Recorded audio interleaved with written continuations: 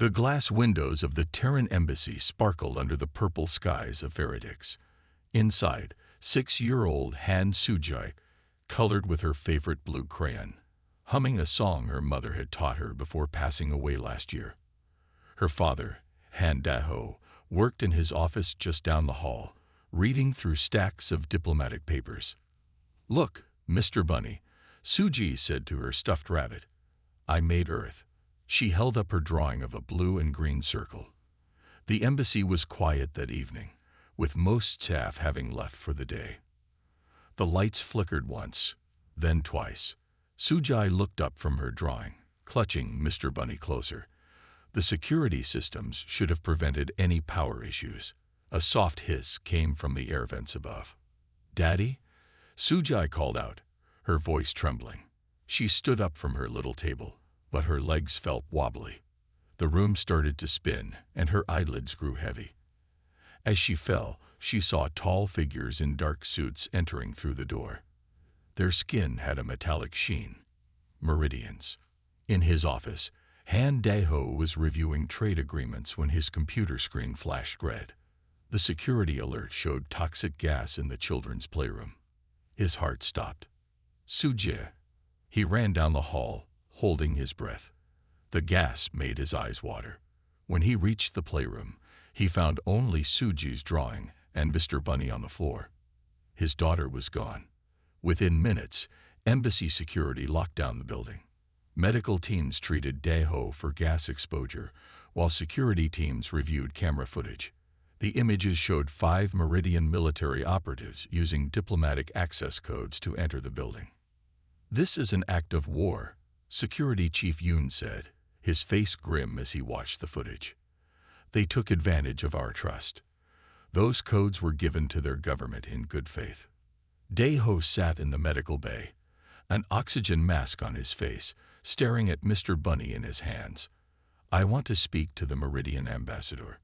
Now." His voice was hoarse but firm. The call to the Meridian embassy went through. Ambassador Silverscale appeared on the screen, his metallic skin reflecting the light. "How dare you accuse our noble empire of such acts?" The ambassador said. "We have no knowledge of this incident. Perhaps the child simply wandered off." Daho held up Mr. Bunny to the screen. "My daughter would never leave him behind. Your soldiers are on our cameras. Return her, or Earth will respond." The ambassador's face hardened. "Are you threatening the Meridian Empire? Little human, we are 10,000 years more advanced than your species. We have conquered galaxies while you were still learning to make fire. If you had any wisdom, you would drop this matter." Chief Yoon cut the transmission. The room fell silent except for the hum of medical equipment.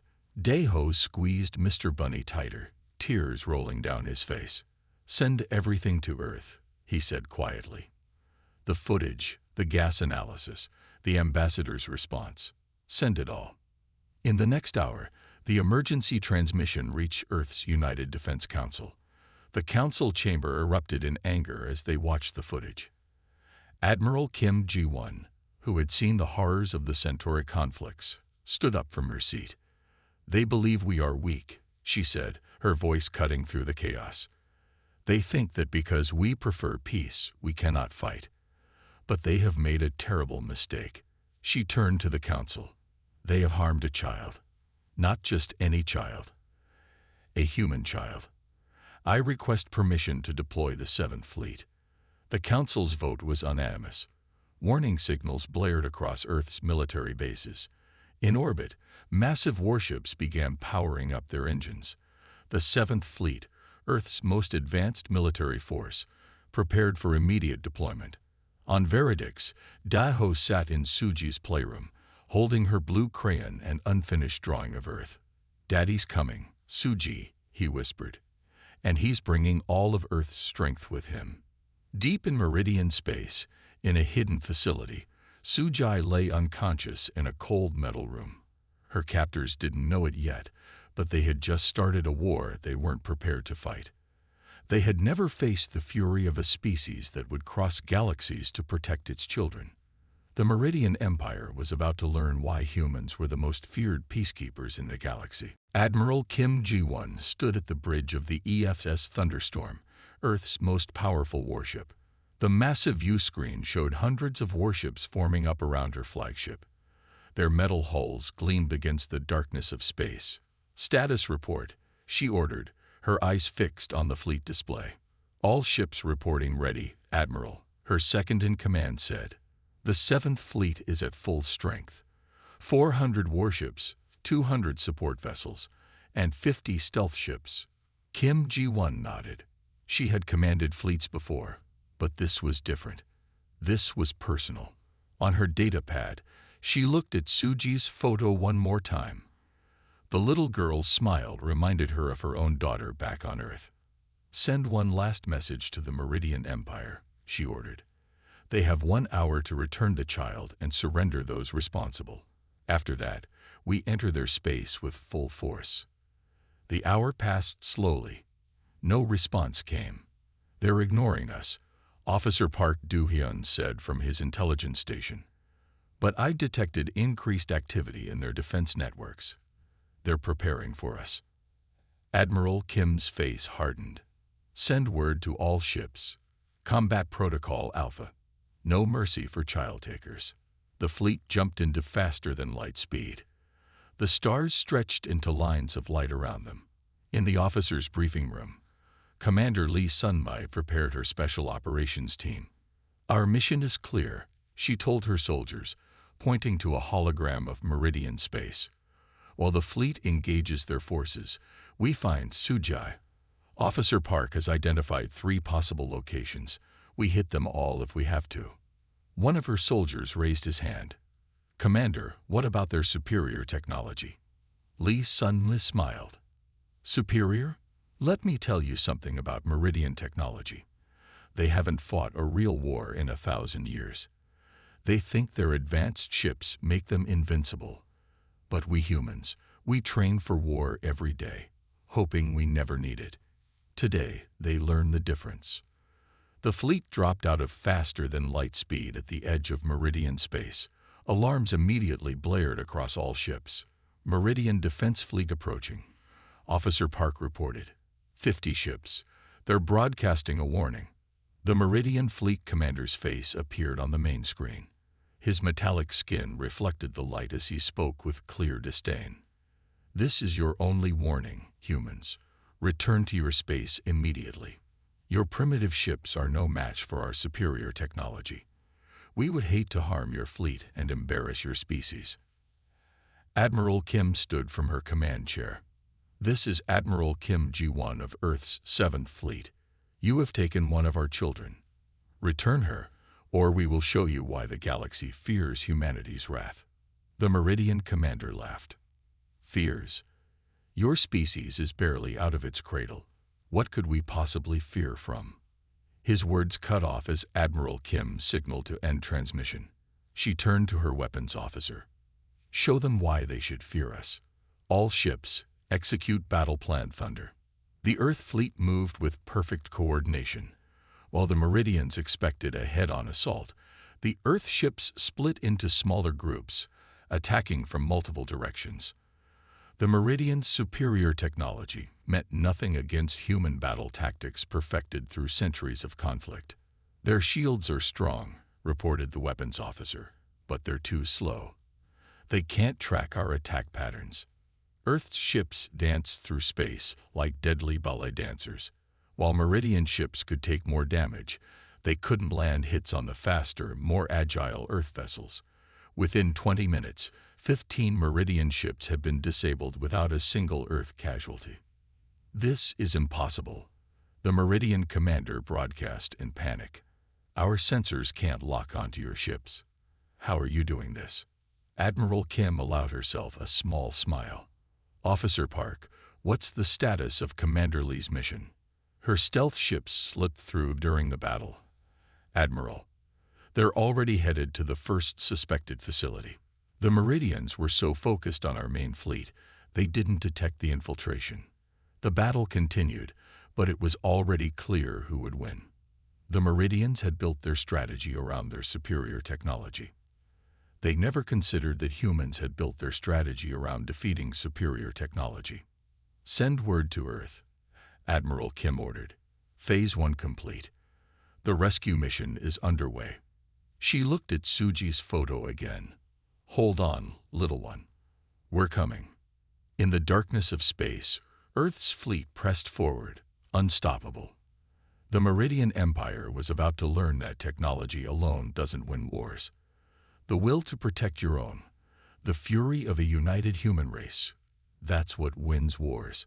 And humanity was just getting started. Commander Lee Sun-mi's stealth ship glided silently through space. Its black hull absorbed light, making it nearly invisible against the darkness. Behind her ship, 5 more stealth vessels followed, each carrying elite rescue teams. "Target approaching," her pilot whispered, though no one could hear them in space. Old habits died hard. Meridian moon base ahead. Through the view screen, they saw a gray moon orbiting a gas giant. Its surface looked empty, but Officer Park's intelligence was never wrong. Somewhere below that rocky surface, there had to be answers about Suji. "Life signs," Lee Sun-mi asked. "Heavy shielding blocking scans," her sensor operator replied. "But we're detecting power usage. Too much for a simple mining base." Lee Sun-mi nodded. "That's it. All teams prepare for silent landing. Remember, we're here for the child first. Everything else is secondary." The stealth ships landed in a crater 2 kilometers from the suspected base entrance. Team members in black spacesuits moved across the lunar surface like shadows. Years of training made their movements perfect, coordinated. Officer Park's voice came through their secure comms from the main fleet. "Commander, I've hacked their surface sensors. They're still blind to your presence, but I'm picking up something strange. The power readings, they're similar to patterns we saw in illegal research facilities." Lee Sun-mi's blood ran cold. She'd seen those kinds of facilities before. "How many life signs inside?" "Multiple signatures," Park replied. "Many of them. Small, child-sized." The rescue teams reached a hidden airlock. While her tech expert worked on the lock, Lee Sun-mi reported back to Admiral Kim. "Admiral, we might have found more than just Suji," requesting permission to expand mission parameters. Admiral Kim's response was immediate. "Permission granted. Save them all." The airlock opened silently. The teams moved in, their weapons ready. The base's corridors were clean, sterile, with white walls and bright lights. It looked more like a hospital than a military facility. They encountered their first Meridian guards at a security checkpoint. Before the aliens could raise their weapons, Earth's special forces had already taken them down with silent stun shots. "These aren't regular soldiers," one team member observed. "Their uniforms, their medical staff." Lee Sun-mi felt sick. She'd seen this before. Check their data tablets. Now, the tablets revealed the truth. This wasn't just a kidnapping. The Meridians were running tests on children from various species, studying their fear responses, their pain tolerance, their adaptive abilities. "Monsters," Lee Sun-mi whispered. She switched to the command channel. "Officer Park, are you seeing this?" "Downloading everything," Park confirmed. "The Meridians. They've been doing this for years. Dozens of species, but they've never taken a human child before.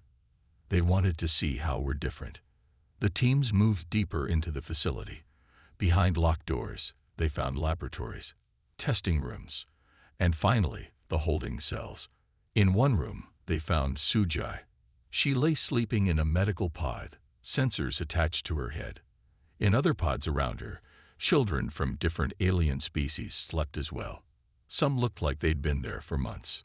"Medical team, check every child," Lee Sun-mi ordered. "Everyone else, secure the facility. No one leaves, nothing gets deleted." As her teams worked, Lee Sun-mi knelt beside Suji's pod. The little girl looked peaceful, but what had they done to her? What tests had they run? A Meridian scientist tried to run. They caught him quickly. When questioned, he showed no remorse. "It's for science," he said coldly. Their young minds are so interesting. We had to know what makes them different, what makes them adapt so quickly, especially the humans. Lee's son might wanted to hurt him. Instead, she had him tied up with the others. Earth would have justice, but it would be proper justice. Admiral, she reported, we have Suje, and we have evidence of crimes against multiple species. The Meridians have been experimenting on children. This wasn't just about us. Admiral Kim's voice was tight with anger. Secure everything. Every piece of evidence. The galaxy needs to know what they've done. As medical teams prepared the children for evacuation, Lee Sunma looked at the facility's logs. The Meridians had thought themselves so superior, so advanced. They saw other species as test subjects, nothing more. But they had made a terrible mistake. They had united humanity against them. And now, they had given other species a reason to stand with Earth. The hunt had found its prey. But this was no longer just about one human child. This was about justice for all children, from all worlds. And humanity would make sure justice was served. Admiral Kim Ji-won's bridge fell silent as they watched the evidence from the moonbase. The footage showed children strapped to tables, crying as Meridian scientists performed their tests. The Admiral's hands gripped her chair's armrests until her knuckles turned white. They will pay for this, she said quietly. Then her console lit up with urgent warnings. Admiral, Officer Park shouted. Multiple jump signatures detected. The Meridian main fleet has arrived. The view screen filled with warships. Hundreds of them, then thousands. The Meridian ships were larger than Earth's vessels, their hulls shining like polished silver. They took formation around the moonbase. A transmission came through. The face that appeared belonged to the Meridian High Commander.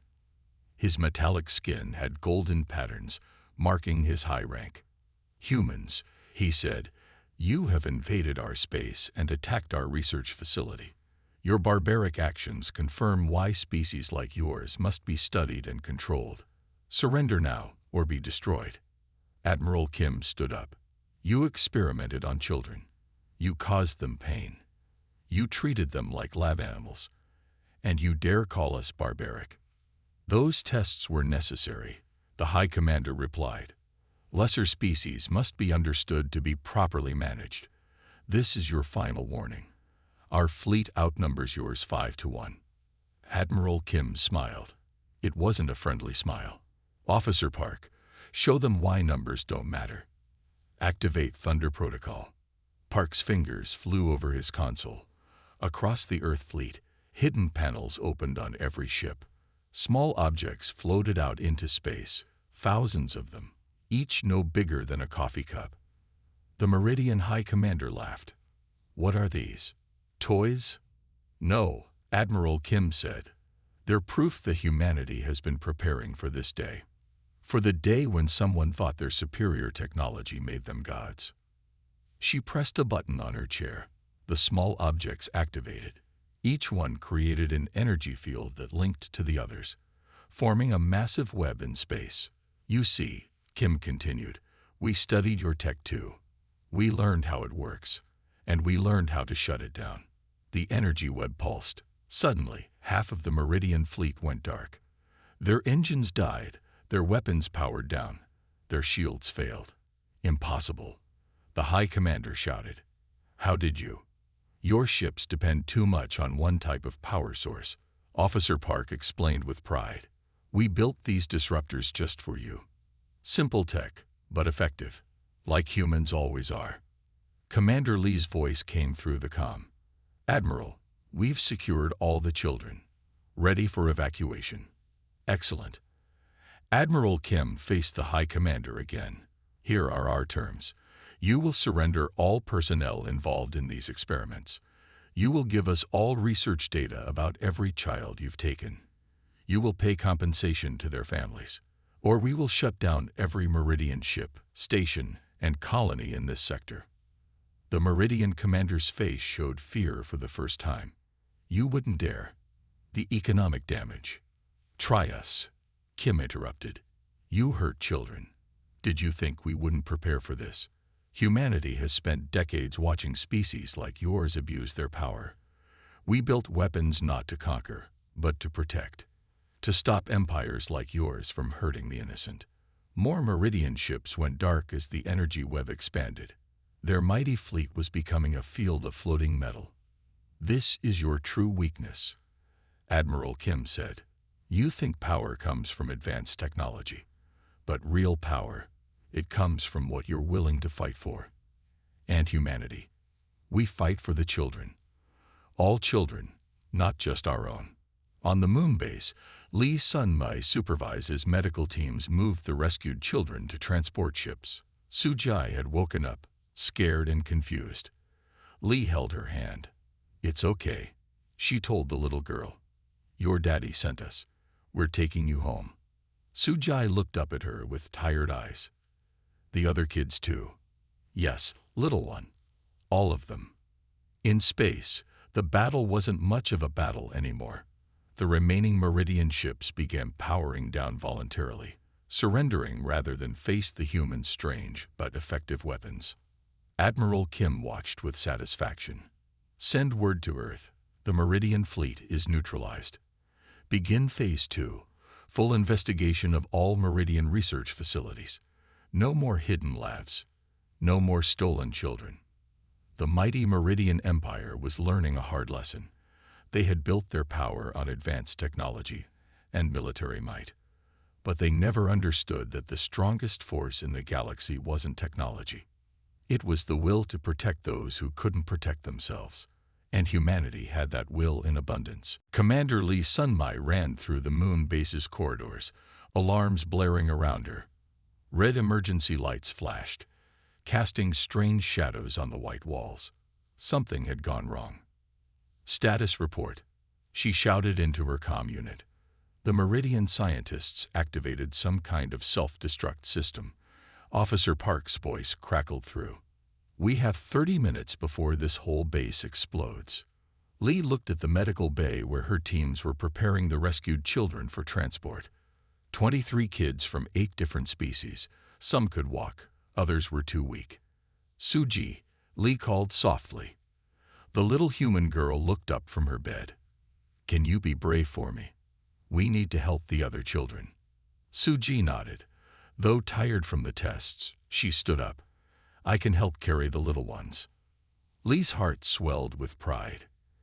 Even after everything she'd been through, this human child thought of others first. Commander, one of her soldiers shouted. The main exit is sealed. Emergency blast doors. Lee's mind raced. They had entered through the hidden airlock, but it was too small for all the medical equipment they needed to transport the weaker children. Officer Park, she called through the comm. I need a new exit. Now. Park's fingers flew across his keyboard on the fleet's command ship. The base has underground hangars. There's one 2 levels below you, big enough for rescue ships to land. But the Meridian sealed all the lifts, another soldier reported. Lee looked at the floor, then at her weapons. Then we make our own way down. Everyone back up. She aimed her plasma cutter at the floor. The beam sliced through the metal, creating a hole large enough for people to pass through. The level below was a storage area. Medical team harnessed the children securely. We're going to have to carry them down.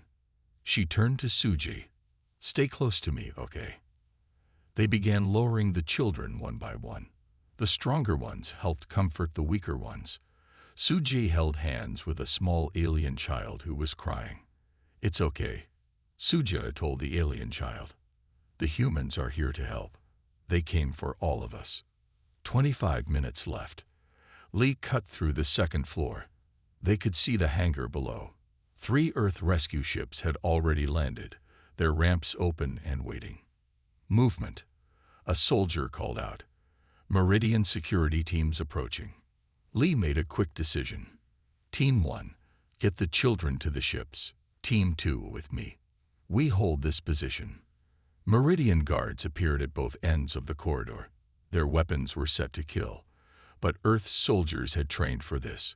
Their stun weapons fired with perfect accuracy, dropping the guards before they could shoot. 20 minutes left. Commander, Officer Park's voice was urgent. The base's power core is overloading. The explosion will be bigger than we thought. You need to hurry. The medical teams moved as fast as they could, carrying children and equipment down to the rescue ships. Suji helped guide the walking children, showing a courage that made Lee's throat tight with emotion. 15 minutes left. More Meridian guards came. This time they had heavy weapons. They're trying to keep us here, Lee realized. They'd rather kill everyone than let us expose their crimes. The firefight was intense. Earth's soldiers used the storage crates as cover, their shots precise and careful to avoid hitting anywhere near the children. 10 minutes left. Last group moving to the ships, the medical chief reported. Lee saw Suji helping a small bug-like alien child who was struggling to walk. Without hesitating, she picked up both children and ran for the nearest ship. 5 minutes left. Everyone's aboard. Team 1 reported. Commander, we need to go. Lee and her security team backed up slowly, still firing at the Meridian guards. They jumped onto the rescue ship's ramps as they began to close. All ships, launch now. Lee ordered. The rescue ships lifted off, their engines roaring. Behind them, the Meridian guards fired desperately, trying to stop them. 1 minute left. The ships burst out of the hangar, accelerating hard toward space. Lee looked back through a viewport. The moon base grew smaller behind them. Then it exploded. The shockwave rocked their ships, but they were already too far away to be damaged. In the passenger area, Lee found Suji sitting with the alien child she had helped. You were very brave, Lee told her. Suji smiled tiredly. Daddy says humans help people who need help. It's what makes us strong. Lee hugged both children. Yes, it does. And now we're taking you all home. Above them, Admiral Kim's fleet had the situation under control. The Meridian Empire's greatest secret had been exposed. Their crimes against children would be known across the galaxy. And it had been the courage of one human child, helping others even after her own ordeal, that showed why humanity was different. Not because of their weapons or tactics, but because of their hearts. Admiral Kim Ji-won stood before the Galactic Council. The Great Hall was packed with representatives from 100 worlds. On the massive screens behind her, images from the Meridian Research Base played silently. Many council members couldn't bear to watch. We have rescued 23 children, she said, her voice carrying across the silent chamber. But we found records of hundreds more. Some didn't survive the Meridian's tests. Others are still missing. The Meridian representative tried to stand, but guards pushed him back into his seat. His golden skin had lost its shine. These were approved research projects, he protested weakly. We had the right. You had no right, shouted a delegate from the Centauri worlds. Those were our children, too. Other delegates stood up, their voices rising in anger. Many had discovered their missing children were among the Meridian's victims. Admiral Kim raised her hand for silence. The Earth fleet has confirmed 30 similar facilities in Meridian space. They took children from frontier worlds, from refugee ships, from anywhere they thought no one would look for them. Officer Park stepped forward with new evidence. We found their research goals, he said, displaying documents on the screens. They believed testing children would help them understand how to control developing species. They wanted to find biological ways to make other races obey them. The hall erupted in shouts of rage. Even species that had long supported the Meridian Empire turned against them. In orbit above the Council world, Earth's fleet had grown. Ships from 20 other species had joined them. Together, they surrounded the remaining Meridian warships. Humanity asks the Council for permission to act. Admiral Kim continued. Not for revenge. For justice. The Meridian Empire must be stripped of its military power. All their research bases must be inspected. All their crimes must be exposed. The Council voted immediately. The decision was unanimous. Back on the flagship, Admiral Kim watched as combined fleets moved against Meridian military bases. Earth ships led the way, using their Thunder Protocol devices to disable Meridian defenses. Another base found on the fourth moon. Officer Park reported, "Medical ships are moving in. We've rescued 15 more children so far." Commander Lee Sunmi's voice came through the comm. "Admiral, the Meridian leadership is asking to negotiate. They're offering new technology, trade rights, anything to stop the attacks." Admiral Kim's face hardened. "Tell them there will be no deals. They will surrender everyone involved in the tests. They will give up their weapons. They will pay to help the children heal." On a dozen Meridian worlds, protests broke out. Their own people had not known about the tests. Now they demanded their leaders step down. "Incoming transmission," Officer Park announced. "It's the Meridian High Command." The main screen showed the Meridian leaders. Their arrogance was gone. Now they looked afraid. "We surrender," the High Commander said. "We will give you everything you ask for. Just stop the attacks." Admiral Kim looked at the latest rescue reports. "You will do more than surrender. You will help us find every child you took. You will tell us where the missing ones are, and you will spend the rest of your lives making this right." The Meridian Empire's mighty fleet was now mostly floating metal. Earth ships and their allies had disabled or destroyed 70% of their military power. The rest had surrendered. In the medical bay of Earth's flagship, Suji sat with other rescued children. They came from different worlds, looked different, spoke different languages, but they held hands and comforted each other. A small alien child asked Suji, "Why did the humans help us? We're not from Earth." Suji remembered what her father always said, "Because humans protect children. All children. It doesn't matter where they're from."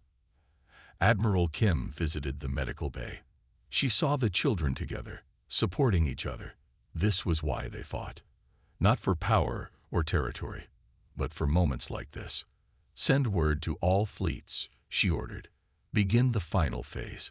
We inspect every Meridian facility, every hidden base, every secret lab.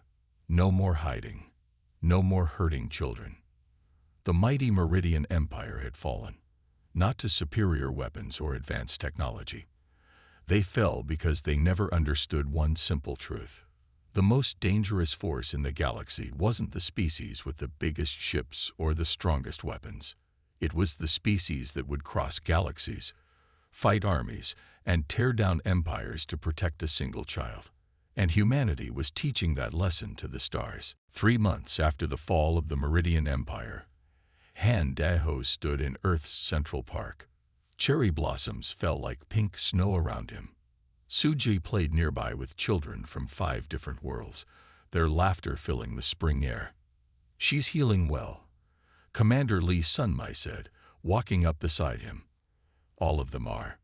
Daeho watched as Suji helped a small blue-skinned child climb a playground structure. The alien child had been one of the weakest survivors from the labs. Now she could climb and play, thanks to Earth's medical care. "The nightmares are less frequent now," Daeho said softly. Last night, she slept through the whole night for the first time since coming home. Above them, ships from dozens of worlds filled Earth's skies. Not warships this time, but diplomatic vessels.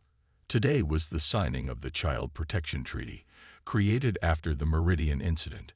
Admiral Kim Ju-won approached them, wearing her formal uniform. "It's time," she said. "They're ready for Suji." In the United Earth Assembly Hall, representatives from over 200 worlds gathered.